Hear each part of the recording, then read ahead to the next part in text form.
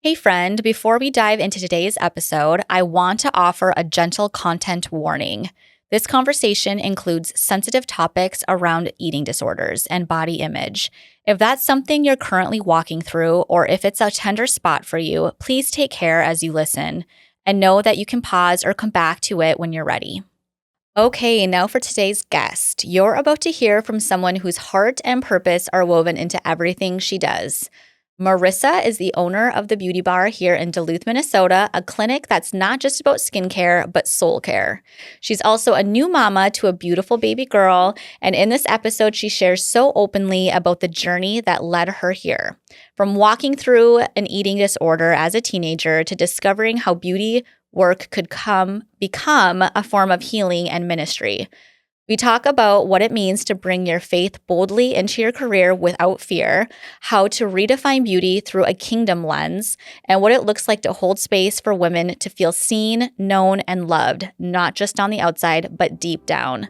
This episode is about so much more than skin. It's about calling, redemption, and showing up for the women around us with our whole hearts. Hey friend, I'm Jessica, and this is With My Whole Heart. I'm a real-life woman juggling a lot of real-life things, raising girls, running a hair salon, chasing big dreams, and doing my best to stay grounded through it all. If you've ever found yourself in the thick of it, somewhere between who you've been and who you're becoming, this space is for you. Here, we talk about the middle, the messy, meaningful, beautiful middle. The big leaps, the small wins, the hard lessons, and the heart-led pivots. From business and beauty to faith, motherhood, and everything in between, nothing's off limits. So grab your coffee or your tea, get cozy, and let's dive in. Because this journey, we're walking it together with our whole hearts.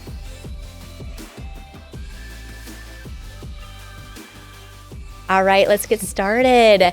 Hello, Marissa. Hello. Thank you for joining me. Thanks for having me. I'm super excited to have this conversation with you. We had a little phone call convo, and I learned so much about you through that even. So I'm excited to dig a little bit deeper into that. So let's start with some questions. I want to talk about your faith and purpose within your business. So what was the heart behind starting the beauty bar? Did you always know it would be more than just skincare? I think starting out, I was going to PA school, and in the back of my mind, I was like, you know what? I always love skincare. I like making people feel beautiful. What do I want to do with that? Well, I want to work in dermatology, or maybe, I want to open my own shop someday. Kept it in the back of my mind, did my rotations, fell in love with emergency medicine, did that. Mm-hmm. Back of my mind, always wanted to start my own business. Always wanted to do, care for people, make people feel better about themselves. And so I kind of baby stepped into it, not really knowing where it was going to go. Sure. How big it could be. Yeah. What the purpose was. Didn't have a super clear defined vision for it. But it has truly grown to something that is my passion, what I love. And I think God had to plan that, kind of knew all along, this is what's going to happen. This is what's going to be Planted perfect. That seed. Totally. What's going to fit your lifestyle, what's going to be great for your family. Yeah. And so I love where it's at, but I also, I'm kind of open to what's going to happen in the future. Excited for the future too. Yeah. So was there a moment when you realized this wasn't just a career, but a calling? And when was that moment? When did you realize okay, this was actually a seed that God planted. This just wasn't a magical idea that you just came up with. Yeah. I think that I have a lot of self-doubt always have. And I think that I still have that. And so there wasn't one defining moment, but every once in a while I'll kick myself or go, am I doing good in the world? Am I helping people? Am I okay at what I'm doing? And my clients will send me some kind of love letter or, saying I changed their life or saying they're so happy with their results or saying something and it really pulls me back into saying this is, I'm okay at what I do. Yes. People actually really like coming to see me, getting their services. And that's kind of a centering moment. Yeah. Yeah. I love that.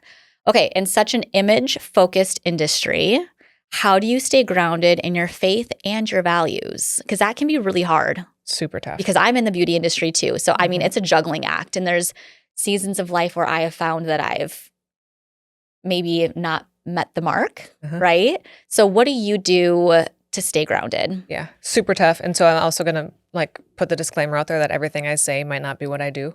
Right. And I'm not an expert at any of this, but like but things you know what to I do. would like. Yes. Yeah, what I would like. I think I've thought long and hard about this, and it has definitely changed throughout seasons of life. And now that I have a daughter, it has like kind of been more important to me. But sure, exterior is great. Sure, having no wrinkles on your face is great. Feeling beautiful is great. There's so much on the exterior that can really help us feel more confident on the interior. But if you're ugly on the inside, there's no Botox. There's no amount of work, money, effort for your exterior. Yes. That really can cover that. Right. And so like going back to what's the actual purpose in life? What's actually making me happy? Making sure that I'm not getting, exterior gains from something when I don't have like all the internal work done. Exactly. And at the end of the day, like I would talk to my husband about this all the time, and he would say, well, I told you you're beautiful, and I tell you this, and you don't really seem super like satisfied by that. And I've always told myself, like, sure, if someone gives you a compliment, that's great. Exterior, that's great. But what's like for me, if someone were to say, you're beautiful or you're smart, smart all day long. Yeah, hands down. You're kind. You're a good friend. You're those things. Like that matters way more than saying that my hair is good. Right. Absolutely. They like my clothes, something like that. Yeah. So just kind of like gentle reminders of going back to like, who are you on the inside? Are you still a good person? Right. Then get your Botox. It's like, I feel like it's just like making the outside match what you feel on the inside. Right. Right. And because like, do I have to have hair extensions? No, I don't have to have them. Do I love having them? 100%, because it does give me more confidence. And it is something that I have found. It's like an investment in myself that makes me feel beautiful. Right. It's self-care. Yeah, it's self-care. But yeah, it is like a hard line, I feel like, to balance on being in the beauty industry and like not having it be so like vanity driven. Right. Because that's not what it is. No. And I know that with you too. Like I've noticed that with you. And like we've gotten to know each other, but I feel like we're really going to get to know each other through this. But it's like, I see that in you too, where it's like, it's not just about like getting rid of the wrinkles, right? It's like, I want you to feel something. Not see something. Yeah. And for yourself, not for other people. Absolutely. It's not for your husband. It's not for your mom. It's not for your kids. It's like for yourself. Yeah. And it's a slippery slope. It's easy to forget that sometimes. And it's easy to go down the I want more exterior things. Right. But because you do get used to seeing yourself without the wrinkles. And then you're like, there's movement. You're right. Right. I need it. You're like, but it's okay that there's a little bit of movement. Yeah. You've earned those lines. Right. Yes. Okay. What would you say to somebody who's afraid to bring their faith into their business out of the fear that they might offend? So this is something we've kind of talked about because this is something a little bit, I've always been outwardly a Christian. But like I said, there's been seasons in life where I feel like I've not met the mark, where I've like quieted myself or felt like I don't want to be too much. I don't want to offend. I don't want to want people to think I'm judging them, right? So then I've quieted down, and then that's when my world will typically spiral out of control because I'm not putting God at the center of my life because I'm trying to put other people's needs and people please and fear at the center. So what would you say to other business owners who do have Christ at the center of their life and are scared to share about, like, that's like our identity. And when you try to muffle that, you're not living up to your true potential. So what would you tell other business owners who feel that fear and encourage them to like be truly authentically who they are with Christ at the center? And this is like one of like the first major openings of me saying that like, hey, I'm a Christian. Like that's like my number one priority deep to my core. And like how my business is based off of as well. And I would say I've always been a Christian. I was raised in a great Christian family. Always went to church.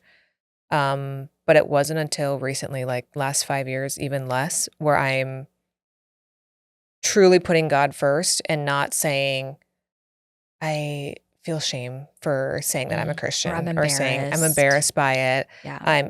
And the Bible literally says that you will be persecuted for your You faith. will be persecuted. Like, so you just have to accept that and know that going forward, at the end of the day, what does it matter?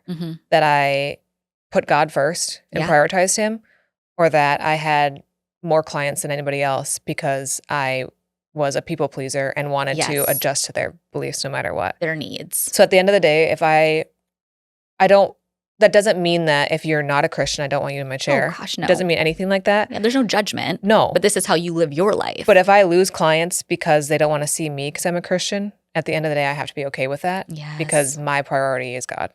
Oh gosh, yes. And you will be blessed for that. Right. Like, it's so crazy because this last week, it was kind of like I was faced with this again because something popped up. I was doing our quarterly newsletter and I was looking at reviews because I always do spotlights on our reviews that we get for each quarter. And something popped up on the internet about me.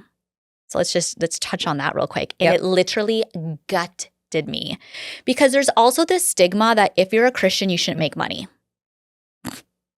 Because literally, like, this thing on the internet was like, she's a faux Christian and she's greedy and blah, blah, blah, blah, blah, because of the prices. And I'm like, oh my gosh, it gutted me. Yep. But there is this stigma that, like, if you're a Christian, that everything should just be, I don't know, like, I don't know what people expect from that, but have you experienced any of that yourself?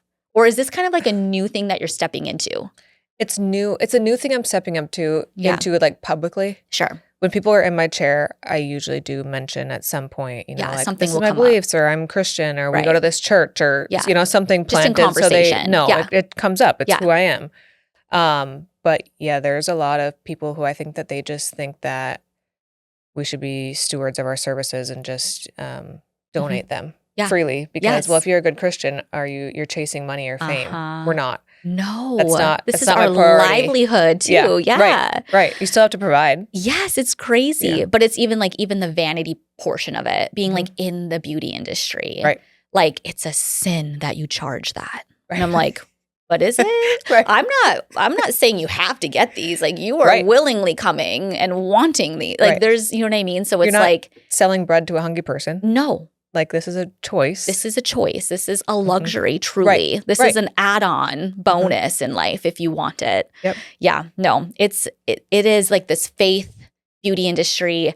It is a hard thing to juggle. Really tough line. It really is because you want to stay morally correct as well. Yeah. And it's wild. It's a wild ride.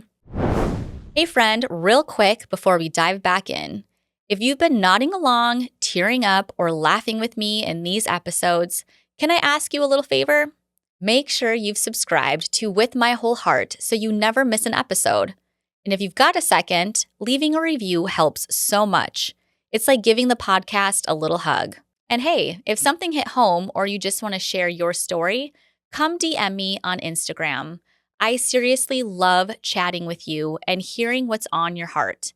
This space was built to be a soft landing and a strong launch pad. I'm so glad you're here. Okay, back to the episode. Do you feel like your space is a place of ministry? And how do you create that kind of environment? I feel like in a way, yes. In a way, no. There's always room for improvement. Yes. Right? I think that if anybody's, clients of mine are listening to this, there's probably a lot of them that say, she's Christian? I didn't know that. Right. Which means I'm not doing my job well. I want eventually people to meet me and know, like, oh. It just like oozes out of you. Right. Or just like comes out. And I think that some people are actually surprised that I'm so Christian. And maybe that's just because the area we live in is tough. We're a super low percentage Christian believer-based area. And so maybe that because we're the minority, that's why it's such a surprise. But I think that in a way it is a place of ministry because people come in.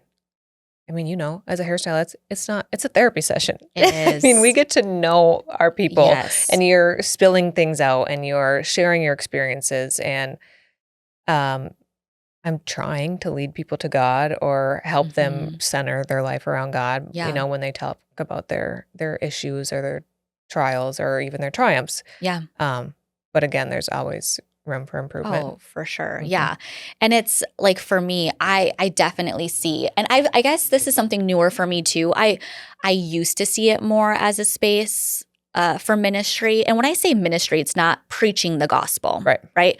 It's something natural, organic. Like you just know that's who I am. Yep. And that's just the way it is. And like, but it's not like you're wrong for doing this. It's not a place of judgment. Totally. And I feel like sometimes that gets like mixed up where people just assume like ministry is judgment. Yep. And that's not what I'm saying. What I'm saying is I just want it to ooze from me. I want people just to know when they're in my presence that like, I want what she has. Yep. Like I want that peace that passes all understanding. Like I want that grace, that love,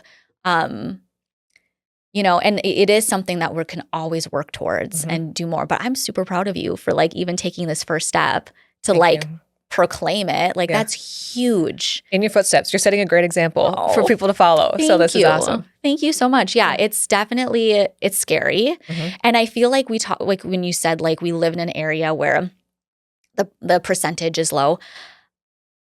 I don't necessarily think it's the percentage is low. I feel like we've been silenced. Yeah. I feel like there's a lot more Christians and business owners that are Christians that have been scared to speak up because they're scared of the repercussions that could come from it. Yep.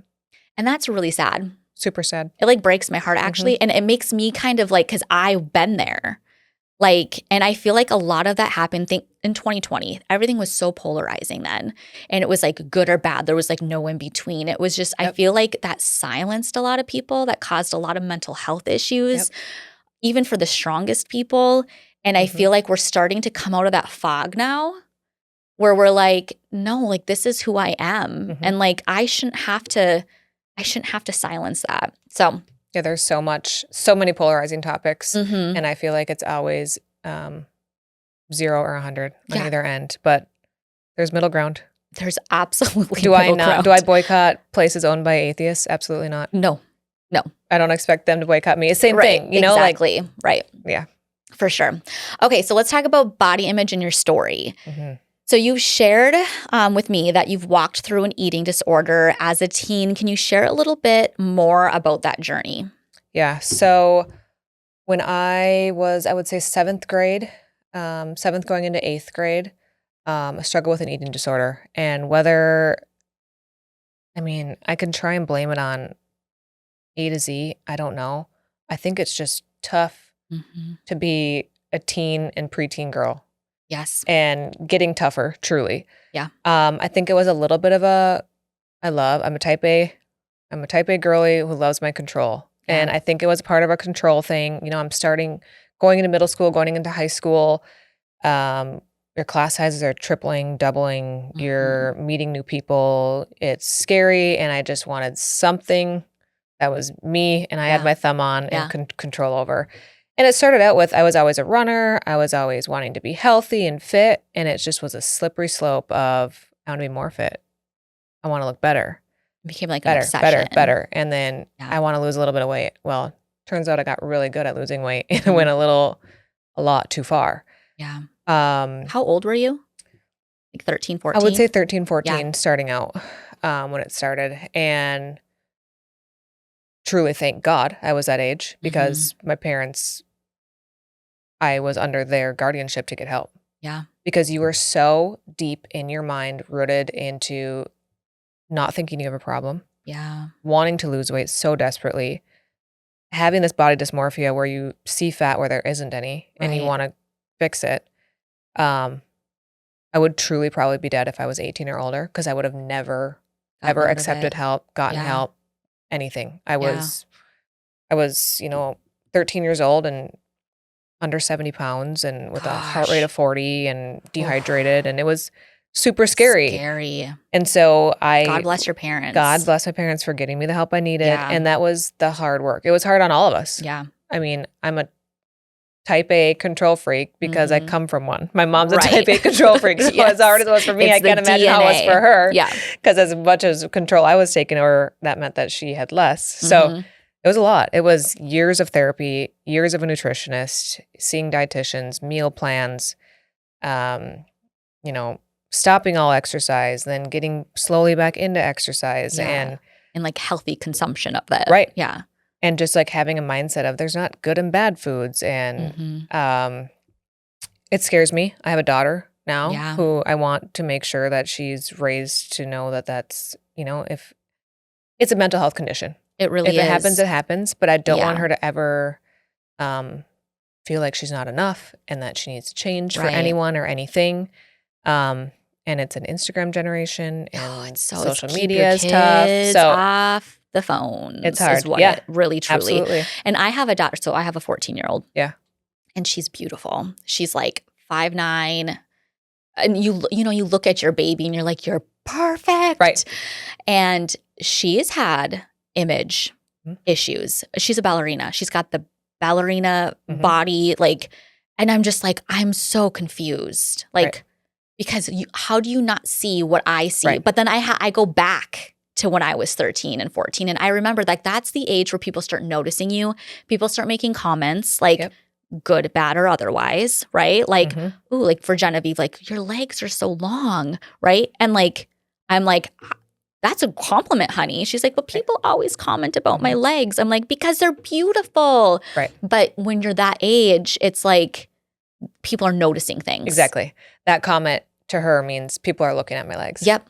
Yes. And so it's like, I feel like everyone needs to be more aware of how they're talking and speaking to these early teens because it is. And like, so we've kind of walked through that with her and thank God, praise the Lord. I feel like we're through it and we've had a lot of support and youth group has been amazing and the leaders at youth group have been super helpful. But like, I do feel like it just depends on how far it goes. Right. But I feel like that inception of like, people are noticing me, you start to like critique your body is normal at that age. Like it's going to happen. I don't care who you are. Right. But then it's like, how far does it go? Yep. And what gets me was when you're like, I wish you could see what I see. Yes. Like think about God. Like that's what God's saying. So like even me as an adult, like yes, I'm beyond my eating disorder and I recovered, but like I'll be lying if there's times I don't like let my weight control my mood. Oh, for you sure. have a day you're feeling fat. You put an outfit on, you're like, crabby. ugh. Yeah. Jeans don't fit. Day's ruined. Yep. We all do it. Yep. How many people have cried in their, in their closet trying to constantly. Like, I just don't feel. Yes. But and like your that husband's reminder. like, babe, you look so good. You're like, ugh. Yeah. You're just saying that because you have to. Right. Just get ready. Like, it's the same mentality that our teenagers have. Right. But yes. like in the back of your mind, like sometimes that's got me out at like, if God, like what would God say to me? I made you. You're perfect. Right. You're perfect. If and only it breaks you could see his heart. what I see. Yeah. Yeah. No, it is. It's tough. Like, and it is like this generation of teens on phones, on Instagram, on YouTube, on all the things. I'm just like, have you read the Anxious Generation book? No. Read it. Okay. You got a baby, girl. I wish I would have read it. Thank goodness I've always been a little more protective when it comes to devices. Like my daughter has a Gab phone, so it's lockdown. There's like, we have to approve any apps. There's no internet. There's no social media apps. She has like the Bible app. She has, I think she has Thrive Market maybe on there. The Chick-fil-A app. Like there's certain things that she has. The necessities. But like you get to control what they are. And then it actually filters text messages from friends. So like if there's any like hate, anything like discrimination, swear words, like everything gets filtered and goes into an app on my phone and it blocks that text from coming through and I can approve or deny it. Yep. So like you're able to kind of, and I know that sounds controlling, but you have to protect your kids. That is like our job. Right. That is why I'm here on this earth, is to protect my babies. Right. And if that means that they get a little mad because I have access to what's coming and going on their phone, so be it. Right. Because, And I wish now knowing what I know, could go back and me calling my parents controlling back then. Yes. Please. Yep. I'll be lucky if I don't have a leash on my daughter until she's 35. Exactly.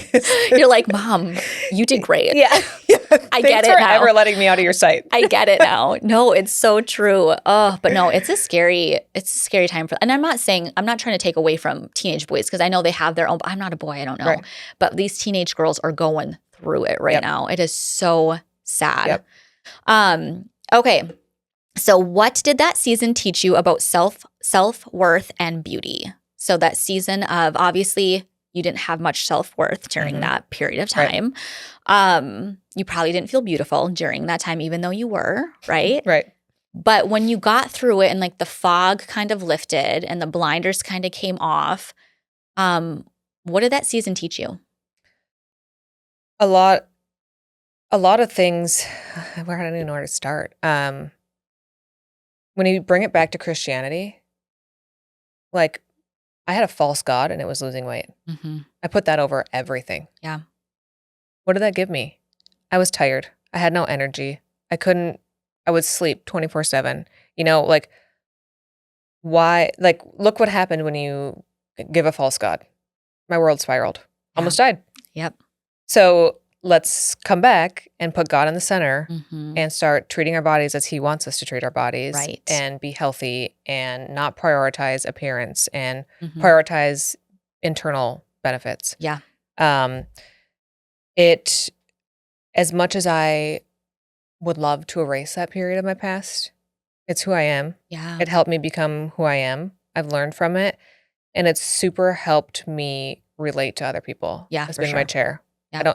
Not only if they've had eating disorders, you don't have to have an eating disorder for me to relate to. It's more along the lines of body dysmorphia in any shape or form. Mm-hmm. I don't care who you are. I swear we all have it. We do. You want filler where I don't think you need filler. You got a little body dysmorphia. You know, Yep. you want me to put more filler in your lips where it won't even fit. You're going to pop like a balloon. Yeah. It's not, it It's can't not- happen. it's not That's a gonna little look body good. dysmorphia. Now, Yeah. there's so much that I can say, I get it. Mm-hmm. I get looking at the mirror and not only not liking what you see back, but your brain is tricking you into not actually seeing what's there. What's there? So I'm a better person because of it. Mm-hmm. But it was a tough time. Yeah, for sure. Do you feel like that experience is what gave you such a heart for the work you're doing now? Huge part of it.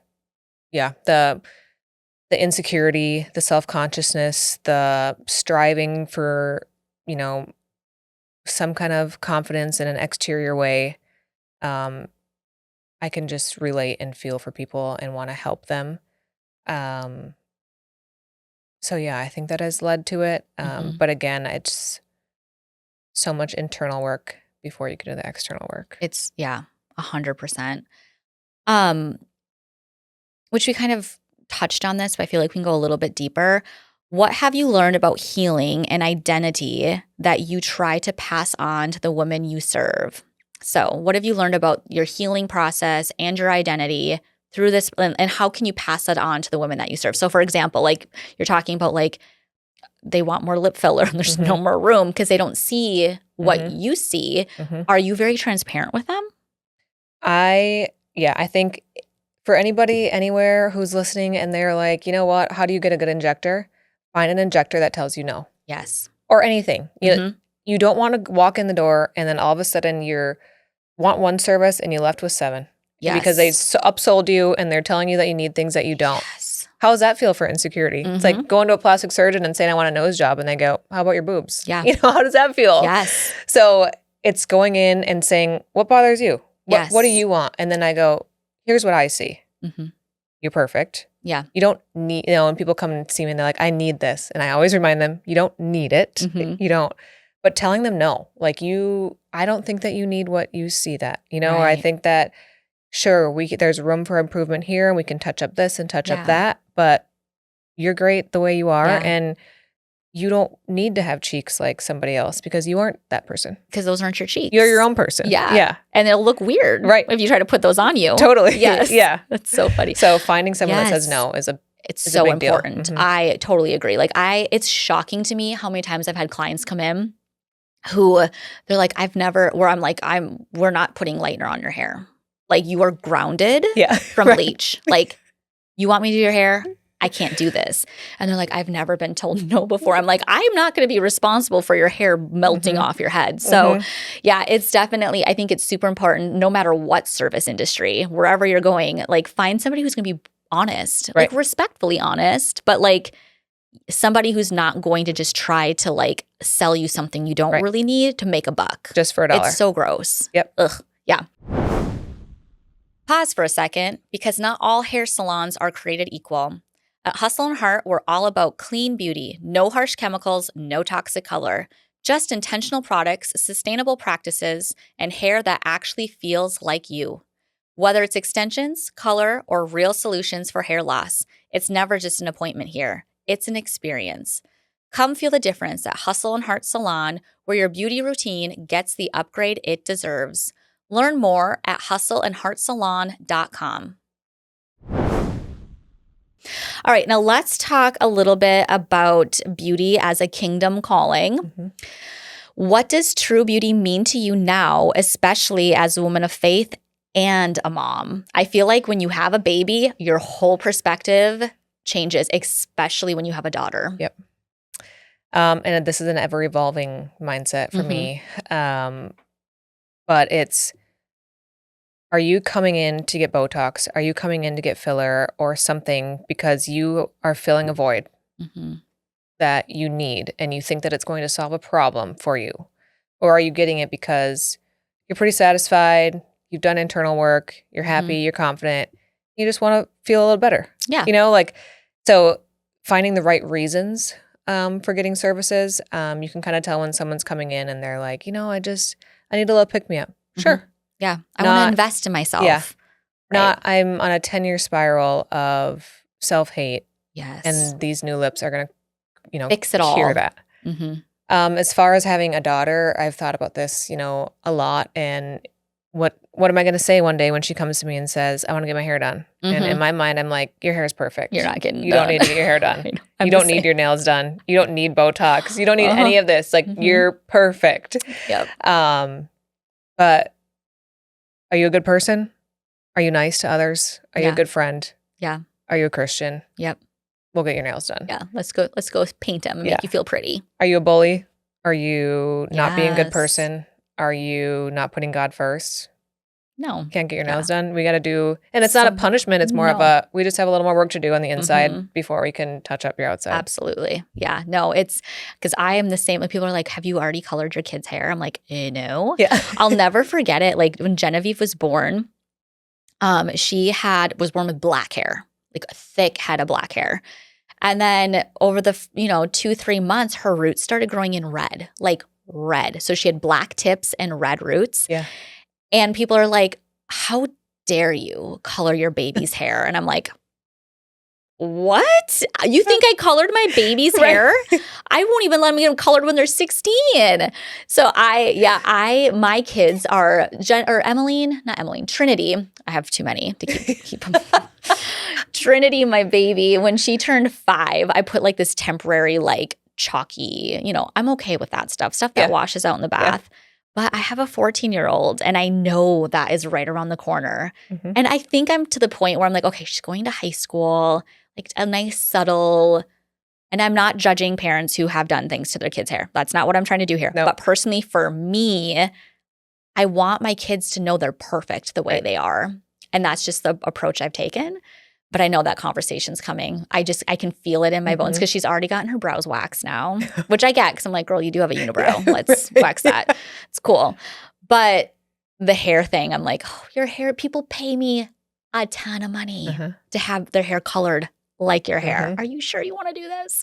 But it's a bit of self-reflection. Yes. Because why are we coloring our hair then? Exactly. Why am I getting Botox? She's like, well, Mom, you've got extensions. Oh, you're right. I do. So it's so true. Okay. Let's see. How do you walk the line between helping women feel confident in their appearance without feeling perfectionism? It's all that saying no piece. Saying no. Yeah. You gotta make sure that you can tell when they look in the mirror. Are they seeing something that you're not? Right. Are they seeing themselves actually? I can see a little line here that's bothering me. Perfect. Not, I want to look like somebody else. Right. I don't want to look like myself. Right. My goals are complete, changing. Correct. And prioritizing, this Botox and filler over anything else in their life. Right. Yeah. It's like, are you paying the bills? Right. Perfect. Let's do some Botox. Yeah. Because it's priorities in life too. I feel like, because there is sometimes that judgment of like, I would never spend that much on my hair. I'm sure you've got it too. Of course. I would never spend that much for a facial or Botox or whatever. And it's like everybody has priorities. Are you being a responsible adult? Because this is not a need, right? It's a luxury thing to like help you feel as beautiful on the outside as you feel on the inside. That is always my thing. I want the reflection staring back at you to feel like you. Right. You. Right. And there's nothing wrong with spending money on self-care and little improvements. It's an investment. Confidence. Yes. Yeah. And once you start spending money on yourself, especially as a mom and as a woman, it truly is an investment, and you become a better wife and mom and sister and friend and leader and boss. Like I've just found it like kind of like boils over into all aspects of your life. You see those, things online that say, I'm a better person with a spray tan, or I'm a better person with extensions. So true. I got a spray tan a couple weeks ago. I could have kicked through a door. Yeah, you're like, I was unstoppable. Am a superhero. 2028, I'm going to be on the ballot. I was like, give me a spray tan and I will do anything. I will be your next president. Yes. Oh, that is too funny. Okay. So do you ever, this is something new that I've been doing. And I'm curious if this is something you do. Have you or do you ever pray over your clients or your business? Not proactively, but retroactively, which I need to be better. Because I think there are some, who am I to say who's a good Christian and a bad Christian? I'm not. But it's like kind of like the armchair Christians who don't pray and think, but they pray for help. Yes. Like not saying, oh my gosh, I had the best day. I'm surrounded by the best people. Thank you, God. But I'm really sick and please God help me because I want more money or I want to feel better. Like I can't miss work. I need to make more. Right. So I should be better, but I kind of am more retroactive. Like someone comes in my chair and tells me a problem they have or I see something, then I absolutely pray for them. And that I hope that they find, God, or their void is filled or their, problems are solved. Yes. Yeah. I prayed a lot in my business to make sure that I was doing the right thing because it is like a tough line for guidance. How am I going to be this Christian who's telling people that they don't want wrinkles on their face? Right. How God that made them. Yeah, exactly. So it's tough, but it's a fine line. Yeah. One thing that I've been doing is I don't just like actively be like, all right, let's pray for you right now in the chair. If someone asked me to pray for them, I would. Absolutely. But I pray over my chair before my shift starts. And nobody really even knows I'm doing it. It's a very just like, I'll just go to my station and just say a little prayer, and that whoever sits in this chair, that I can meet them where they're at. God can meet them where they're at. The conversation will go in the direction it's supposed to go. And when I say that, I'm not saying that like sometimes it's like we drop some hot tea, right? It's not all like gospel. No. Like it is still a hair salon. And I think that people just assume that like Christians are so like they've got like a stick up their butt or we're just so rigid and whatever. It's like, no, like we still like to have fun and have a good time. We're sinners. But I have found that to be, and then on the car ride, like I have like this YouTube thing I've been doing. It's so beautiful, actually. It is a devotional.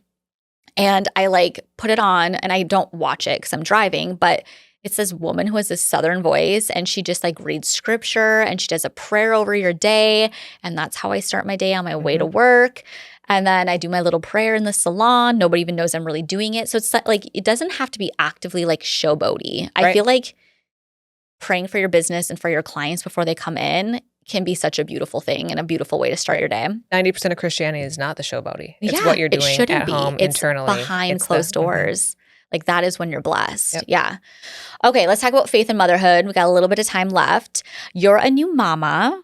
How has becoming a mom shifted the way you show up in business? It's tough. It's how do I be a good business owner, a good friend, a good wife, a good mom?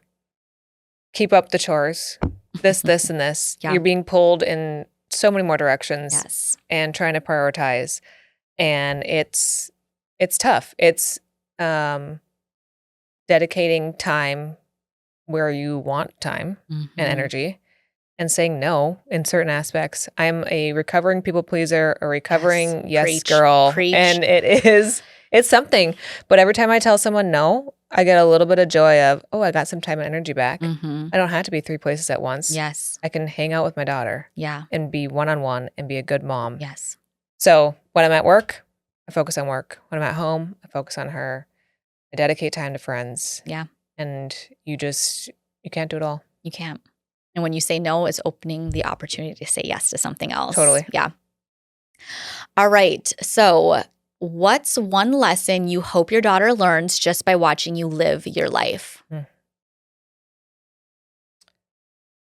A big one would be put God first and everything else will be okay. Everything. Yep.